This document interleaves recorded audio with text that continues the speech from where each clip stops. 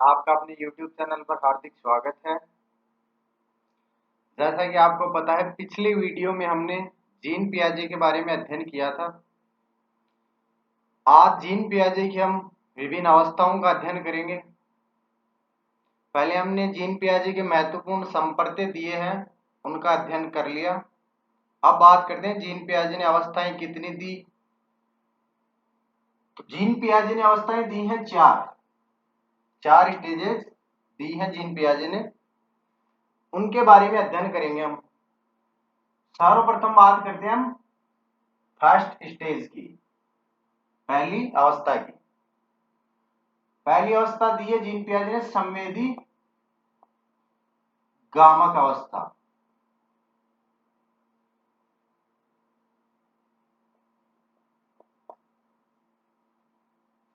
दूसरा, इसी का नाम कई बार एग्जाम में पूछा गया है, ज्ञानात्मक क्रियात्मक अवस्था।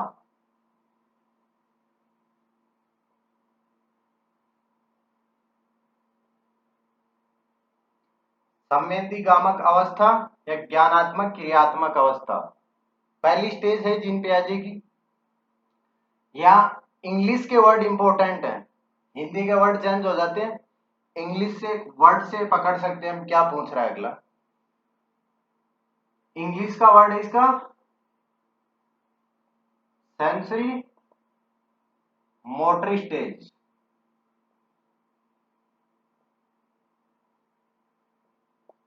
सेंसरी मोटर स्टेज सेकंड अवस्था है पूर्व संक्रियात्मक अवस्था।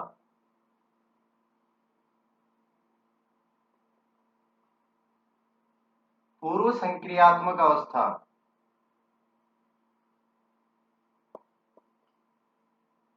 इसी का दूसरा नाम है पूर्व प्रचलनात्मक अवस्था। पूर्व चलनात्मक अवस्था, इसको इंग्लिश में क्या बोलते हैं? Pre operational stage.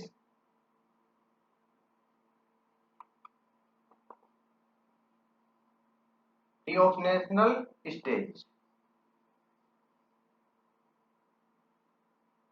पहली अवस्था संवेदी गामक अवस्था या ज्ञानात्मक क्रियात्मक अवस्था, इंग्लिश में सेंसरी मोटर स्टेज। इंग्लिश का वर्ड इंपॉर्टेंट है। सेकंड अवस्था पूर्व संक्रियात्मक अवस्था या पूर्व प्रचलनात्मक अवस्था, प्री ऑपरेशनल स्टेज। थर्ड अवस्था है मूर्त संक्रियात्मक अवस्था।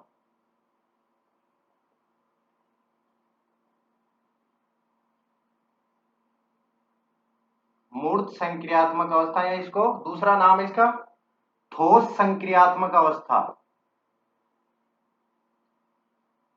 मूर्त ठोस इंग्लिश में क्या कहते हैं इनको? कॉन्क्रीट।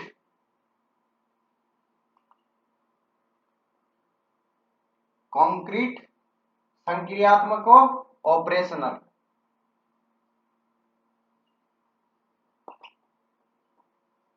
स्टेज तीन अवस्थाएं। चौथी माफ कीजिएगा, बोर्ड थोड़ा छोटा है अभी। संवेदी गामक अवस्था, ज्ञानात्मक क्रियात्मक अवस्था, इसी का दूसरा नाम है सेंसरी मोटर स्टेज। अवस्था लिख लो इनकी सामने, 0 से 2 वर्ष तक। 0 से 2 वर्ष के लिए संवेदी गामक अवस्था है, ज्ञानात्मक क्रियात्मक अवस्था या सेंसरी मोटर स्टेज, 0 से 2 वर्ष तक।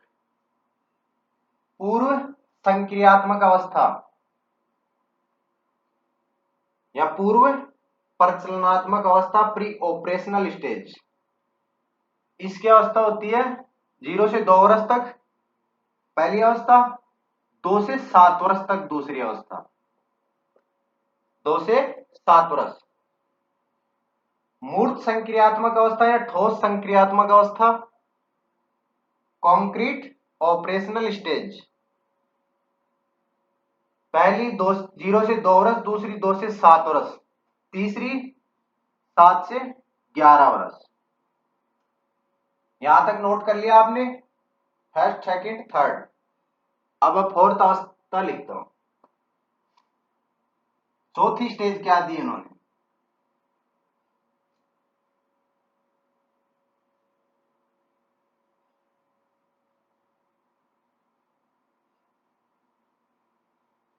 चौथी अवस्था है अमूर्त अवस्था या औपचारिक अवस्था। चौथी अवस्था है अमूर्त या औपचारिक संक्रियात्मक अवस्था। इसको इंग्लिश में क्या बोलते हैं? अमूर्त और औपचारिक को एब्स्ट्रैक्ट, इसको बोलेंगे फॉर्मल।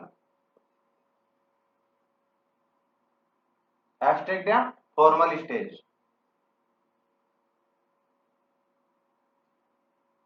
इसकी बात करते हैं एज की, कितने वर्ष तक? पहली 0 से 2 वर्ष थी, दूसरी 2 से 7 वर्ष, तीसरी अवस्था 7 से 11 वर्ष और चौथी अवस्था 11 से 15 वर्ष। अवस्थाओं के नाम महत्वपूर्ण है। हिंदी से अच्छा है इनके इंग्लिश के नाम याद करो। हिंदी में परिवर्तन हो जाता है, इंग्लिश में परिवर्तन नहीं होता है। काफी बार पूछा जाता है इंग्लिश में, एग्जाम में पेपर बाइलिंगुअल होता है, हिंदी भी होते हैं इंग्लिश भी होती है।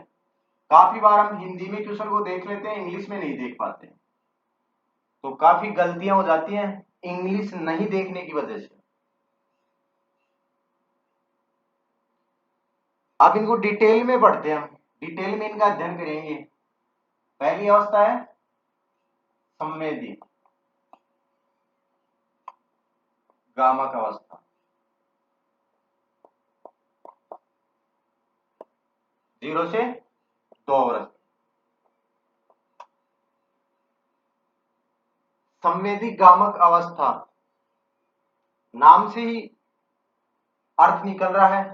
संवेदी संवेदनाओं से, गामक गामक क्रियाओं से। 2 से 7 वर्ष, सॉरी माफ कीजिएगा, 0 से 2 वर्ष का बालक संवेदनाओं और गामक क्रियाओं के माध्यम से ज्ञान प्राप्त करता है। जो भी सीखता है वो संवेदनाओं और गामक क्रियाओं के माध्यम से। अब बात करते हैं संवेदनाएं क्या है। संवेदनाएं, इंग्लिश शब्द क्या दे रखा है? Sensory motor stage. Sense, sense से आपको पता है ज्ञानेंद्रियां, जिनके माध्यम से बच्चा सीखता है। 0 से 2 वर्ष का बच्चा है, आपको बच्चे सभी के घर में है, उनसे रिलेटेड करके सीखें तो आसानी से याद हो जाता है। सर्वप्रथम संवेदनाओं से बच्चा ज्ञान को ग्रहण करता है। संवेदनाएं उसकी पहली सीढ़ी है ज्ञान की। संवेदनाओं में जैसे स्पर्श करता है वो सीखता है, स्माइल से, सुनकर, स्वाद से। 5 ज्ञानेंद्रियां हैं। गामक, गामक शब्द का भी अर्थ गामक क्रियाएं, हाथों से पैरों से इधर उधर करता रहता है वो अपने आप को, कभी हाथों को हिलाता है कभी पैरों को हिलाता है, उनसे वो सीखता है। हम सोचते हैं यूं हिलाता है, यूं नहीं हिलाता है, वो सीखने के लिए हिलाता है। आपने उसको कोई पेन पकड़ाया या कोई कोई भी वस्तु आपने उसको दी, क्या करेगा उसका वो? एग्जैक्ट उसकी पकड़ में नहीं आती है कोई चीज, वो पहले देखेगा, उसको समझेगा क्या है क्या नहीं है। संवेदनाओं से सीखता है और गामक क्रियाओं से सीखता है। अब इसी अवस्था में कुछ महत्वपूर्ण संपर्क हैं, वो एग्जाम की दृष्टि से महत्वपूर्ण। इसी अवस्था में वस्तु स्थायित्व,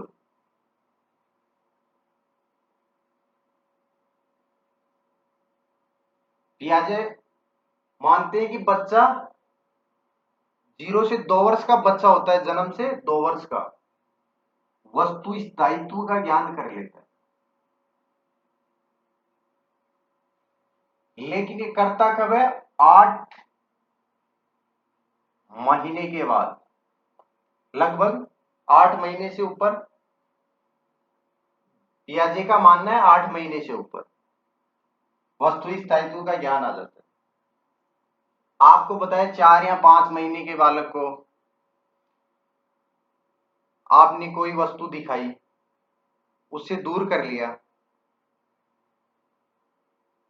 उसको पता नहीं है वो वस्तु है या नहीं है, उसके हिसाब से जब सामने थी तो है, और आपने दूर कर लिया, अब हट गई उससे, अब उसको नहीं पता है कि वो सामने है या नहीं। लेकिन जब वस्तु स्थायित्व का गुण आ जाता है या वस्तु स्थायित्व का ज्ञान हो जाता है बच्चे को, तब आप उसके सामने कोई वस्तु लेकर जाओ, और जैसे ही आप उस वस्तु को हटाओगे, तुरंत उसकी नजर उसी तरफ आ जाएगी, स्वतः देखने लग जाएगा वो कि अभी तो थी अब कहां गई, या वो ढूंढने लग जाएगा। तब पता लग जाता है कि बच्चे में वस्तु स्थायित्व का गुण आ गया। तो वस्तु स्थायित्व समझ में आया कि जब उसके सामने कोई वस्तु है और उससे हटा ली गई, जब 4 या 5 मंथ का बालक होता है तो उसको पता नहीं है कि वस्तु है या नहीं है। लेकिन 8 महीने का बालक हो जाता है या उससे आगे, 9 महीने का, 10 माह का, वो बच्चा वस्तु स्थायित्व का गुण ग्रहण कर लेता है। उससे आप दूर करोगे वस्तु को, उसके समझ में आ जाएगी कि वस्तु थी अभी कहां गई, वो उसको ढूंढेगा, पता करेगा कहां है। तो वस्तु स्थायित्व अच्छे समझ में आ गया होगा। अब बात करते हैं इसका अगला गुण क्या है, वस्तु संयोजन।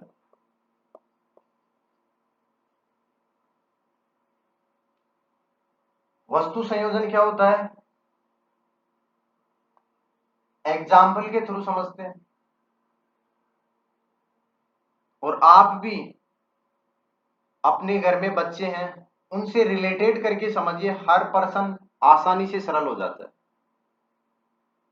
जीवन से रिलेटेड कीजिए किसी भी टॉपिक को, तो साइकोलॉजी सबसे आसान विषय है। वस्तु संयोजन, वस्तुओं को जोड़ना तोड़ना, ये उसका काम होता है। 0 से 2 वर्ष का बालक क्या करेगा, आप उसको कोई खिलौना दीजिए, लगभग 18 महीने का या 18 महीने से 24 महीने का बालक, जैसे जैसे आप उसको कोई खिलौना देते हैं उसको वो पहले तोड़ेगा।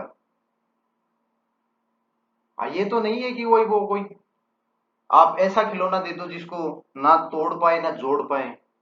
कुछ नॉर्मल होते हैं जिनको आसानी से जोड़ा जा सकता है, उनको धीरे धीरे तोड़ करके जोड़ना सीखता है। वस्तुओं को आपस में जहां से तोड़ा वहां जोड़ना सीखता है। कोई भी बड़ी चीज दे दी तो उसको वो आसानी से जोड़ लेता है, उसको समझ में आ जाता है कि हाँ यहाँ से ये टूटी है, यहाँ इसको जोड़ देते हैं, या यहाँ से अलग हुई है इसको जोड़ लेंगे। ये होता है वस्तु संयोजन। इससे ज्यादा इंपॉर्टेंट है वस्तु स्थायित्व। कई बार एग्जाम में पूछा गया है, एक बच्चे को आपने कुछ दिखाया या आपने किसी चीज को दिखाया और उसे दूर कर लिया, लेकिन उस बच्चे को ये नहीं पता कि वो वस्तु है या नहीं। तो वो जीन पियाजे के द्वारा किस अवस्था में है? तो जीन पियाजे के द्वारा तो किसी अवस्था में नहीं है। अवस्था में तो किस में आएगा? संवेदीगामक अवस्था में। बट ये प्रश्न दे दिया गया कि वस्तु स्थायित्व का गुण कब आता है? इसी अवस्था में आता है, 8 महीने से ऊपर। पहले तो नहीं था, 4 या 5 मंथ के बच्चे में तो नहीं था ये, पर 8 महीने के ऊपर जैसे जैसे बच्चा गया उसमें ये गुण आ गया वस्तु स्थायित्व का। जन्मते ही बच्चे को ये पता थोड़ी होता है ये वस्तु है या नहीं। वो अपनी माँ को सिर्फ पहचानता है, किनसे? संवेदनाओं से। लेकिन जब सामने है तो उसको पहचान लिया, दूर चली गई उसको पता नहीं है। लेकिन 8 मंथ के बाद में वो समझना स्टार्ट कर देता है। वस्तु संयोजन, वस्तुओं को जोड़ना, किसी खिलौने को तोड़ना फिर जोड़ना, ये वस्तु संयोजन है। संयोजन का अर्थ जोड़ना। तो संवेदीगामक अवस्था समझ में आ गई होगी। अब बात करते हैं हम सेकंड अवस्था की।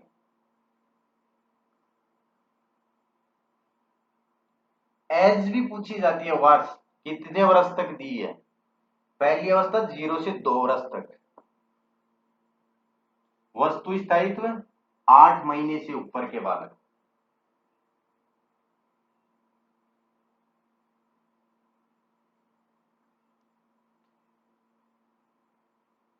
दूसरी अवस्था है पूर्व संक्रियात्मक अवस्था।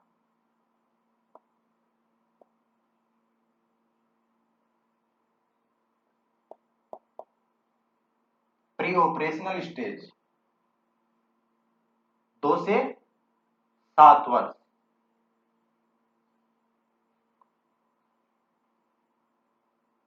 पूर्व संक्रियात्मक अवस्था, इमेजिन कीजिए 2 से 7 वर्ष का बच्चा क्या करता है क्या नहीं करता है। सबसे ज्यादा दोष इसी अवस्था में होते हैं। वो समझ नहीं पाता ये क्या है क्या नहीं है। दोष सबसे ज्यादा होते हैं इसमें। क्या क्या होते हैं?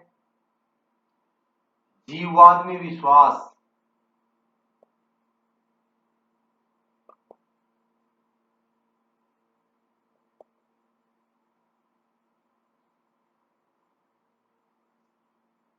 जीववाद क्या है? आपने बच्चे के सामने कोई निर्जीव वस्तु रखी, जैसे सैम खिलौना होता है, छोटे बच्चों के लिए काफी खिलौने होते हैं, उन्हीं के आकार पे निर्भर करते हैं वो। देखा आपने कई बार अच्छे से। उन खिलौनों को भी वो सजीव समझता है। मतलब हर एक निर्जीव वस्तु को भी वो सजीव समझता है कि ये भी सजीव ही है। तो जीववाद में उसका विश्वास होता है। यहां द्वेष है, उसमें अंतर नहीं कर पा रहा सजीव और जीव में, सजीव और निर्जीव में अंतर नहीं कर पा रहा। दूसरी बात आती है, ये इंपॉर्टेंट है, एग्जाम में पूछा जाता है कई बार। दूसरा क्या है? जीववाद। अब सेकंड जो बात करते हैं वो भी द्वेष ही है, आत्म केंद्रितता।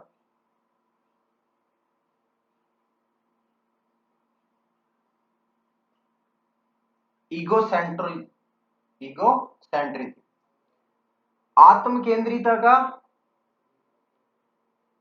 आत्म केंद्रित नहीं होता है वो।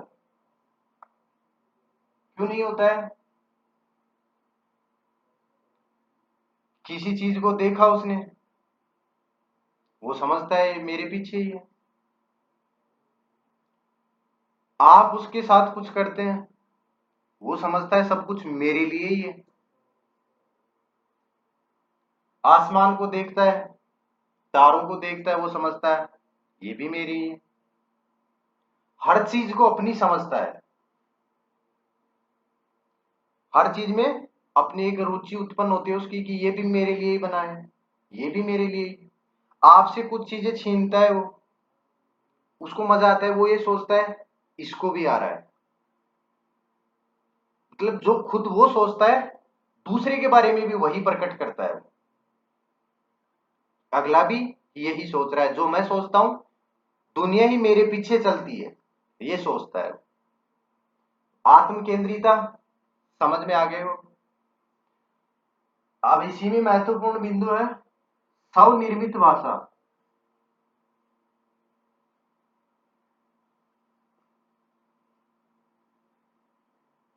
स्वनिर्मित भाषा, कोई भी वर्ड हो, कोई भी वर्ड हो, व्याकरण की दृष्टि से शुद्ध नहीं बोल सकता हो। अपनी खुद की एक अलग ही भाषा होती है। खुद अपने आप ही वो कुछ भाषाएं बोलता है। कई बार देखा है आपने, वो किसी खिलौने को देखकर उससे बात करता रहता है। जीववाद में भी तो आ रहा है वो, निर्जीव वस्तु से बात कर रहा है सजीव समझ के। स्वनिर्मित भाषा वही है, उसमें एक विमीय तर्क होता है, एक विमीय तर्क होता है उसमें। इसी अवस्था में एक विमीय तर्क, वो कैसे, एग्जाम्पल से समझते हैं। आपने देखा है कि 2 से 7 वर्ष का जो बालक होता है या बालिका होती है, वो कभी कभी सभी को पापा, जैसे उसके पापा में एक भी गुण मिला दूसरे को भी वो पापा ही बोले, ये मेरे पापा है। मान लो कोई महिला साड़ी पहनती है, एक बच्चे की माँ साड़ी पहनती है, जैसे कोई दूसरी साड़ी पहनी हुई स्त्री उसके सामने आएगी, वो उसको भी क्या बोलेगा, माँ। तो ये स्वनिर्मित भाषा है उसकी, माफ कीजिएगा, स्वनिर्मित भाषा अपनी एक अलग ही भाषा होती है उसकी। वो किसी भी सेंटेंस को कैसे भी बोल सकता है, जो उसके मन में आए वैसे ही बोलता है। सीख रहा है उस टाइम पे वो। आज हम तो एक वर्ड शब्द सही यूज कर लेते हैं, बट 2 से 7 वर्ष के हम थे, हम भी ऐसे ही बोलते थे। अब एक और यहाँ महत्वपूर्ण बिंदु है, वो है अनुकरण द्वारा सीखना। अनुकरण, अनुकरण द्वारा सीखना है ज्ञान प्राप्त करना।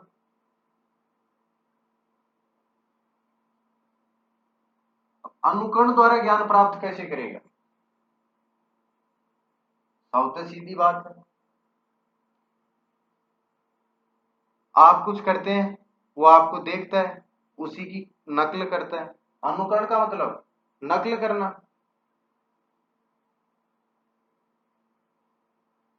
आप उसको पानी पिलाते हैं, जैसे आप पानी पिला रहे हैं धीरे धीरे वो क्या करेगा, अनुकरण ही तो करेगा उसी का।